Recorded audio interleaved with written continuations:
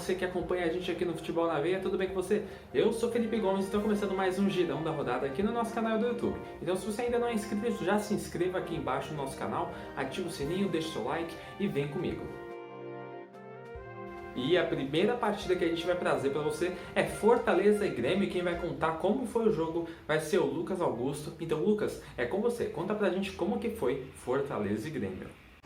Obrigado, Felipe, e olá a todos os telespectadores que estão acompanhando este girão semanal aqui na página do Futebol na Veia. Eu sou o Lucas Augusto e vou contar para vocês como foi o duelo entre Fortaleza e Grêmio que ocorreu ontem, no sábado, dia 9, às 21 horas, lá na Arena Castelão. Vale ressaltar que o Leão foi para a partida com alguns desfalques, devido aí ao surto de Covid-19 dentro do clube. O primeiro tempo foi bastante intenso, tanto que logo aos 8 minutos o time gaúcho chegou com perigo, mas Felipe Alves realizou bela defesa e, no rebote, Thurim não conseguiu marcar. Em seguida foi a vez do Fortaleza, mas o goleiro do Imortal, Paulo Victor, também realizou bela defesa e, no rebote, Gabriel Dias acabou isolando. Aos 19 minutos ocorreu um lance um tanto que inusitado. Um dos jogadores do Fortaleza correu até a linha lateral para impedir que a bola saísse.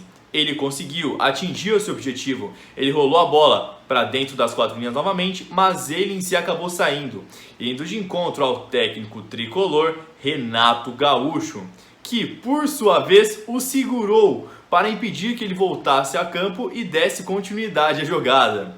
Como resultado disso, o árbitro aplicou cartão amarelo para Renato, por ter feito talvez a famosa falta técnica. Enfim, em seguida, aos 28 minutos, Thurim cabeceou com perigo e obrigou o goleiro do Leão a realizar uma outra baita defesa. Já nos acréscimos, após belo lançamento de Thurim, Pepe aproveitou e encobriu o goleiro Felipe Alves, marcando um baita golaço. Todavia, o VAR foi acionado por possível impedimento de Pepe no momento do lançamento. Assim, após mais de 5 minutos de análise, o juiz realmente anulou este gol por impedimento. Aqui eu tenho que dizer, o VAR ele existe justamente para trazer mais justiça ao jogo, corrigindo alguns possíveis equívocos do árbitro de campo ou dos auxiliares que não tenham conseguido ver direito algum lance. Mas a demora do VAR em revisar lances, principalmente aqui no Brasil, é inaceitável e já está dando muito o que falar desde quando essa tecnologia foi implementada no futebol brasileiro. Cara, mais de 5 minutos para revisar um lance de impedimento que não é nem interpretativo, ou você está impedido ou você não está, e é muito fácil para eles, com todas aquelas câmeras, traçarem uma linha para conseguirem ver se está ou não está. É inaceitável esse tempo de demora. É preciso fazer alguma coisa para que isso não ocorra mais, já que essa pausa muito grande para a revisão pode acabar tirando a intensidade da partida e esfriando os jogadores. Ainda bem que, nesta ocasião em específico, já estava nos acréscimos e de qualquer maneira o jogo já ia para o intervalo. Mas é algo aí que precisa ser reconsiderado e acelerado um pouco para que não se perca a intensidade das partidas. Dito isso, no segundo tempo o Leão voltou melhor, tendo grandes oportunidades com Romarinho e Wellington Paulista, que realmente obrigaram o goleiro Paulo Victor a trabalhar. Do outro lado, jogando no contra-ataque, o Imortal contou com Ferreira e Tassiano para dar profundidade e agressividade à equipe, mas não conseguiram passar de Felipe Alves, que foi um dos grandes destaques da partida. Em suma, o jogo acabou em 0-0 e o Fortaleza segue na 15ª colocação com 32 pontos. Enquanto isso, o Imortal se mantém na 5ª posição com 49 pontos, muito próximo ao G4. Bem, esses foram os principais acontecimentos do duelo entre Fortaleza e Grêmio. Agora eu volto com você, Felipe. Muito obrigado, Lucas. Agora, vamos com o Leandro, que vai contar pra gente como que foi Internacional e Goiás. Lelê, é com você. Obrigado, Felipe. Sou o Lelê e hoje detalharei mais uma rodada do Campeonato Brasileiro, mais especificamente a rodada entre Inter e Goiás, a rodada que abriu a parte noturna deste domingo do Brasileirão. Rodada válida pela 29ª. E foi um jogo bem equilibrado. A princípio era o esperado, mesmo pelo fato do Inter estar no G4 e o fato do Goiás estar no Z4. Tanto isso porque o Goiás é uma equipe que vem em ascensão, e o Inter também, consequências de vitórias às ambas equipes.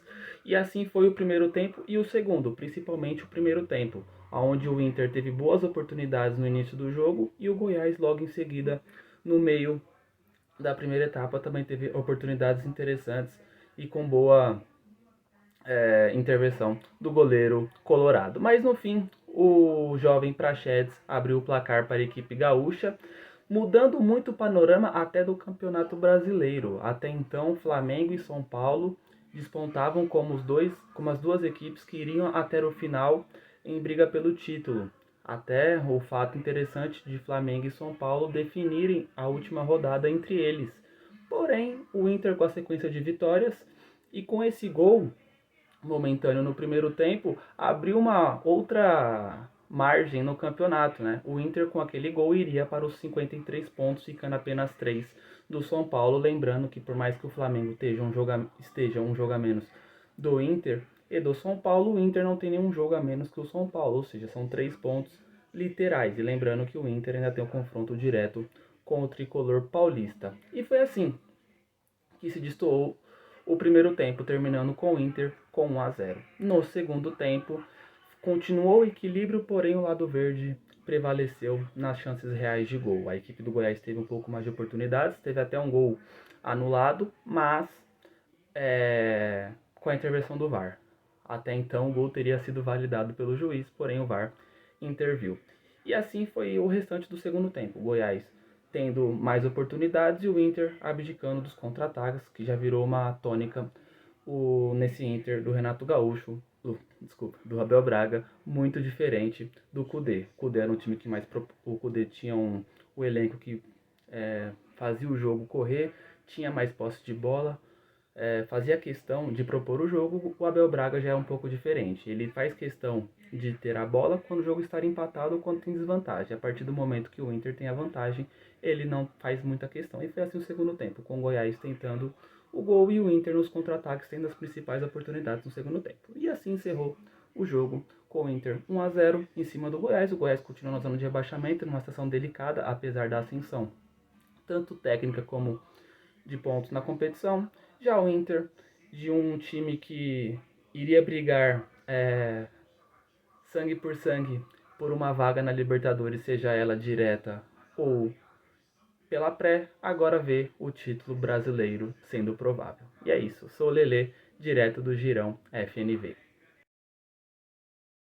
Obrigado, Leandro. Já já a gente volta com você com as últimas notícias da próxima partida. E agora, vamos com o Gabriel Yudi com a partida entre Coritiba e Atlético Paranaense. Gabriel, é com você. E aí, rapaziada, tudo bem? Me chamo Gabriel Yudi e eu vou falar um pouco sobre o jogo do Atlético Paranaense e do Coritiba que aconteceu ontem. No primeiro tempo, não houve grandes chances, mas as que tiveram foram do Coritiba. Já no segundo tempo, o Atlético voltou melhor. No entanto, o Coritiba teve os melhores chutes, tanto que colocou uma bola na trave. Com isso, o Coxa jogou melhor o jogo todo, porém não houve muita coisa para se dizer sobre o jogo em si, porque foi um jogo muito morno. Mas é isso, espero que tenham gostado. O jogo foi bem ruim para quem viu. Terminou 0-0 e aconteceu com o mando de campo do Coritiba, do Coxa. E é isso, espero que tenham gostado. Até a próxima semana e Filipão, é com você, viu, meu parceiro? Obrigado, Gabriel. Agora vamos com o Israel Santos para a partida entre Atlético Goianiense e Bahia. Israel, conta pra gente como é que foi o duelo. Obrigado, Felipe. Boa noite a todos ligados no Futebol na Veia. Falar sobre Atlético Goianiense e Bahia, que disputaram partida válida pela 29ª rodada do Campeonato Brasileiro em Goiânia. O Atlético Goianiense saiu na frente aos 5 minutos. Teve algumas oportunidades durante o jogo que não foram concluídas em gols, tanto para o Atlético, tanto para o Bahia. Porém, no segundo tempo, aos 22 minutos do segundo tempo, o Bahia conseguiu um empate em bela trama no campo de ataque. Com o resultado, o Atlético Goianiense segue perto da zona de rebaixamento e o Bahia segue na 17ª colocação. Aproximando-se com o fim do campeonato, essas duas equipes aí se veem próximas de um destino cruel, que seria o rebaixamento. Volto com você, Felipe. Muito obrigado, Israel. Agora, vamos com o meu xará de nome, o Felipe Tavares, que vai contar pra gente como que foi a derrota do Flamengo pro Ceará. Então, Felipe, é com você. Traz pra gente como que foi a partida entre Flamengo e Ceará.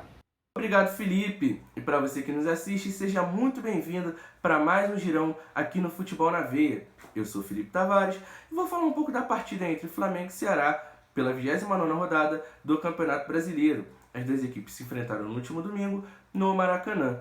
Então, as duas equipes entraram pressionadas para essa partida. O Flamengo perdeu o Fla-Flu no meio da semana e precisava vencer para dar uma resposta ao seu torcedor e manter vivo o sonho de título brasileiro nessa temporada. O Flamengo começou a rodada a 7 pontos do líder São Paulo na 4ª colocação do campeonato. Já o Ceará precisava da vitória para se desgarrar um pouco da parte de baixo da tabela e manter também vivo e, quem sabe, sonhar com uma Libertadores no ano que vem. Então, a partida começou, o Flamengo entrou para essa partida, o técnico Rogério Ceni mexeu na equipe que vem jogando, ele mexeu no gol, tirou o Hugo Souza e colocou o César. Na zaga, ele optou pelo Gustavo Henrique na vaga do Natan e, para surpresa de muitos, ele sacou o Gabriel Barbosa, ou Gabi, ou Gabigol, como preferirem, para colocar o Pedro, que é o artilheiro do Flamengo no Campeonato Brasileiro. E o Ceará, o Guto Ferreira, entrou com uma proposta bem definida, que era marcando muito bem o Flamengo no seu campo defensivo e saindo rápido para os contra-ataques. Esse bloqueio feito pelo Ceará surtiu efeito, porque o Flamengo não entrou bem, essas mexidas do Rogério Ceni não surtiram muito efeito na equipe rubro-negra. O Flamengo não tinha muita criatividade para poder furar esse bloqueio feito pelo Guto Ferreira e a zaga do Flamengo estava muito insegura, muito lenta. O Ceará, quando saía nos contra-ataques, vinha com muito perigo. A recomposição defensiva do Flamengo não era bem feita, o Flamengo não conseguia marcar pressão, não conseguia vir com intensidade para poder afogar o Ceará no seu campo defensivo. E esse jogo ficou muito propício para a proposta de jogo do Guto Ferreira, que surtiu efeito logo no início, aos 13 minutos, em um contra-ataque. O Ceará, o Léo Chu dominou a bola no lado esquerdo, carregou, bateu firme pro meio da área. A zaga do Flamengo afastou mal e o Vina dominou no bico da área e bateu forte, cruzado, no canto direito do goleiro César, abrindo o placar para o Vozão na partida. Após esse gol, o Flamengo sentiu muito o golpe, o Flamengo não conseguia reagir. O parâmetro foi o retrato do que seria o resto da partida. O Flamengo muito nervoso, tentando entrar, tentando furar o bloqueio feito pelo Ceará, mas o Flamengo não conseguia entrar na zaga do Vozão, que marcava muito bem. Então o Flamengo tentava, mas não conseguia entrar na área do Ceará. Em uma única jogada no primeiro tempo, o Arrascaeta tocou para o Pedro, e que fez o pivô, rolou de volta para o Arrascaeta dentro da área, limpou a marcação, bateu de canhota, e o goleiro Richard fez uma grande defesa, assegurando o resultado na primeira etapa para o Ceará.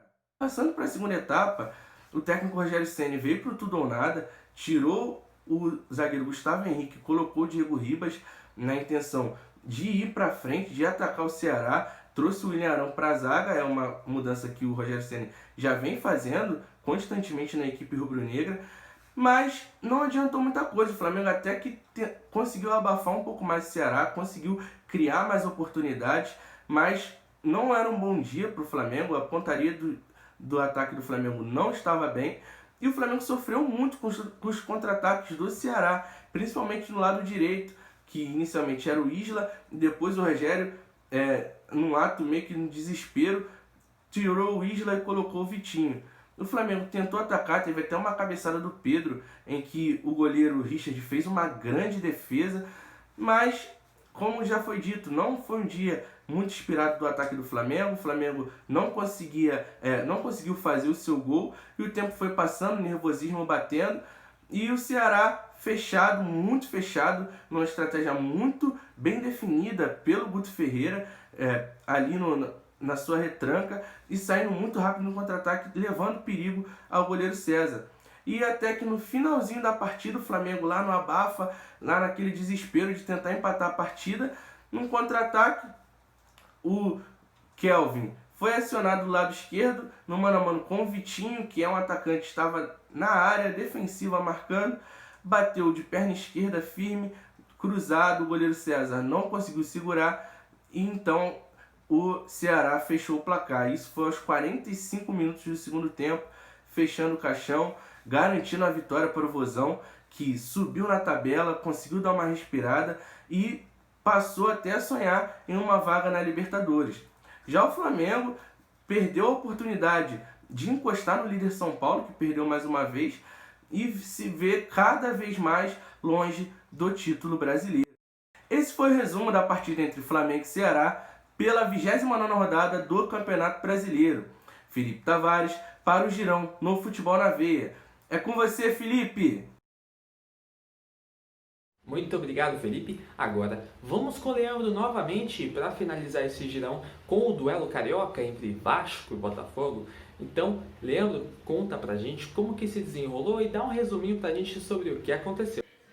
Obrigado, Felipe. Sou o Lele aqui de volta para falar do último jogo deste domingo pela 29ª rodada do Campeonato Brasileiro. Estou falando do clássico carioca entre Vasco e Botafogo, o famoso clássico dos desesperados nesse Campeonato Brasileiro 2020/2021. As duas equipes necessitando muito da vitória. Esse já é um jogo programado na cabeça dos torcedores, tanto vascaínos como botafoguense, porque poderia ser um jogo das duas equipes dentro da zona de rebaixamento, mas na última quinta-feira, na estreia de Vanderlei Luxemburgo pelo comando do Cruz Maltino, o empate contra o Atlético Goianiense permitiu que a equipe carioca saísse da zona de rebaixamento, colocando a equipe baiana lá dentro. Então, o Vasco já entrou na rodada um pouco mais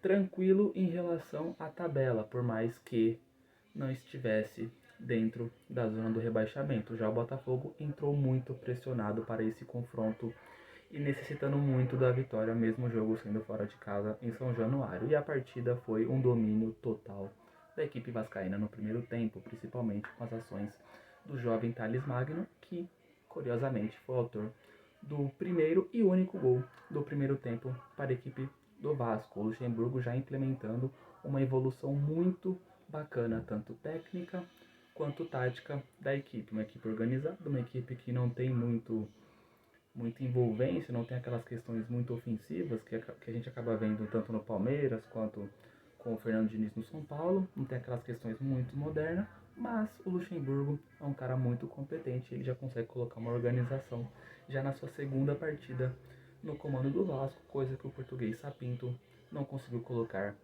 em mais de 10 jogos. E assim o segundo tempo mostrou a evolução dessa organização do Vasco, porque o Botafogo teve mais ações no início da segunda etapa, desculpa. Porém, a organização defensiva da equipe valeu muito no final do jogo. Por quê? Porque essa pressão que o Botafogo implementou no início da segunda etapa foi bem absorvida pela equipe do Vasco, sendo assim que logo em seguida o Vasco fez o segundo e fez o terceiro, terminando a partida em 3-0 nesse clássico, uma vitória muito importante. Coloca a equipe vascaína com 32 pontos na tabela.